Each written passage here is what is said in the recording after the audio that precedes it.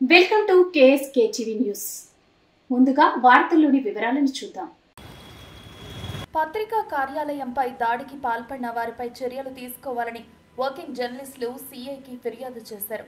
అనంతపురం నగరంలోని సాక్షి దినపత్రిక కార్యాలయంపై భౌతిక దాడికి పాల్పడిన వారిపై చర్యలు తీసుకోవాలని కోరుతూ మంగళవారం గుత్తి సీఐ వెంకటేశ్వర్లకు వర్కింగ్ జర్నలిస్టులు పోలీసులకు ఫిర్యాదు చేశారు. సీనియర్ జర్నలిస్టు గోవిందు మస్తనప్ప మాట్లాడుతూ చట్టాన్ని ఉల్లంఘించి భౌతిక దాడులకు పాల్పడడం ఎంతవరకు సమంజసమని వారు పేర్కొన్నారు. ఇలాంటి ఘటనలు మరోసారి జరగకుండా ప్రభుత్వం గట్టి చర్యలు తీసుకోవాలన్నారు.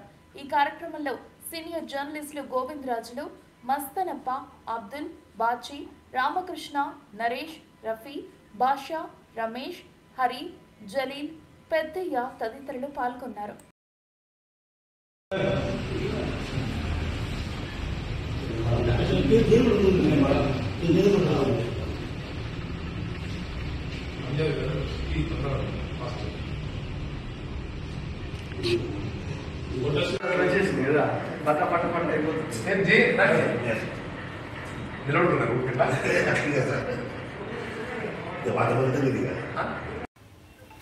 రాష్ట్రంలో ప్రస్తుత పరిస్థితులు చూస్తే ఎక్కడ చూసినా కూడా మీడియా మీద దాడులు చేయడం, మీడియా సంస్థల మీద దాడులు చేయడం జరుగుతున్నాయి.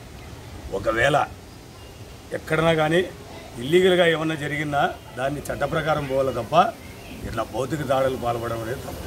ఏదో ఒక మీడియా ఛానల్లో ఎవరో ఒక వ్యక్తి వచ్చి మాట్లాడినదాన్ని మీడియా సంస్థకి లేకుంటే ఆ వ్యవస్థకంతా కూడా ఆపాదించడం అనేది చాలా తప్పు. దాన్ని బేస్ చేసుకొని మిగతా వాళ్ళు కూడా దాన్ని రెచ్చగొట్టే ధోరణిలో మాట్లాడము, దాన్ని బేస్ చేసుకొని కొంతమంది వ్యక్తులు మీడియా సంస్థల మీద దాడి చేయడం, భౌతిక దాడులు, అక్కడ ఎవరన్నా ఉన్నా కూడా వాళ్ళని తిట్టడము, దుర్భాషలు ఆడడము, ఇవన్నీ తగిన ప్రజాస్వామ్యంలో ఇవన్నీ ఉండకూడదు.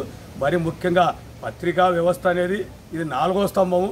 అది అందరికి అతీతంగానే ఏ తప్పులు చేసి ఎత్తి చూపిస్తుంటారు. కొన్ని సందర్భాల్లో 1-2 మిస్టేక్స్ కూడా జరగవచ్చు. దాన్ని మనం ఏమన్నా లీగల్గా పోవాలి తప్ప ఇట్లా భౌతిక దాడులు దిగితే రేపొద్దున ఇటువంటి పరిస్థితులు తలెత్తితే రాష్ట్రం అంతా అల్లకొల్లలు అవుతుంది.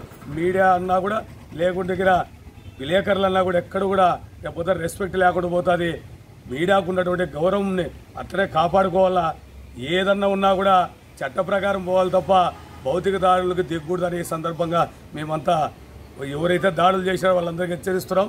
మరోసారి ఇలాంటి కార్యక్రమాలు పునరావృతమైతే జర్నలిస్టులు కూడా ఊరుకుంటే ప్రసక్తి లేదని ఈ సందర్భంగా హెచ్చరిస్తూ ముగిస్తున్నాం. ఈనాటి సమాజంలో ప్రత్యేకమైనటువంటి స్థానం, గుర్తింపు, గౌరవం కలిగినటువంటి వ్యవస్థ ఏదైనా ఉందంటే పత్రికా వ్యవస్థ. ప్రజలకు ఏదైనా సమస్య వస్తే ప్రజల యొక్క అభిప్రాయాన్ని, ప్రజలకు సంబంధించిన ఇబ్బందుల్ని సమాజం దృష్టికి తీసుకెళ్లడంలో పత్రిక చాలా వరకు కీలకమైన పాత్ర పోషిస్తుంది.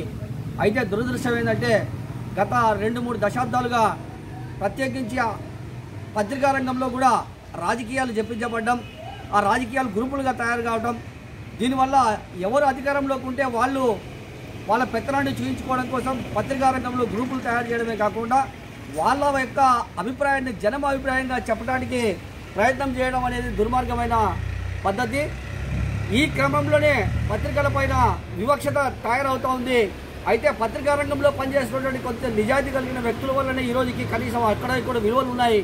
అయితే ఈ మధ్య జరుగుతున్నటువంటి పరిస్థితులన్నీ కూడా పత్రికా రంగాల్లో పనిచేసేటువంటి వ్యక్తుల యొక్క ఆ వ్యక్తిత్వాన్ని హననం చేసే విధంగాను, పత్రికలకు సంబంధించినటువంటి ఆ విలువల్ని పతనం చేసే విధంగా తయారైన ఈ విధానం కరెక్ట్ కాదు. ఏది ఏమైనప్పటికీ పత్రికా రంగం మీద రాజకీయ పార్టీలు తమ యొక్క వ్యక్తిగత ప్రయోజనాల కోసం రంగులు పోయడం, గ్రూపులు తయారు చేసి పత్రికా అధిపతుల్ని, పత్రికల్లో పనిచేసే విలేకరులని కేసుల్లో ఇరికడం, ప్రత్యేకించి సంస్థలపైన దాడులు చేయడం అనేది సరైన విధానం కాదు. ఈ విధానం అనేది పత్రికా రంగ స్వేచ్ఛకి భంగం కలిగించడం, పత్రికా విలేకరుల యొక్క హక్కులను హరించడమే అవుతా ఉంది. కాబట్టి ఈ విధానం సరైనది కాదు. ఈ పద్ధతిని మార్చుకోవాలని చెప్పి అన్ని రాజకీయ పార్టీలకు కూడా గుత్తి మండల వర్కింగ్ జర్నలిస్ట్ తరఫున పిలుపునిస్తూ ఉన్నాం.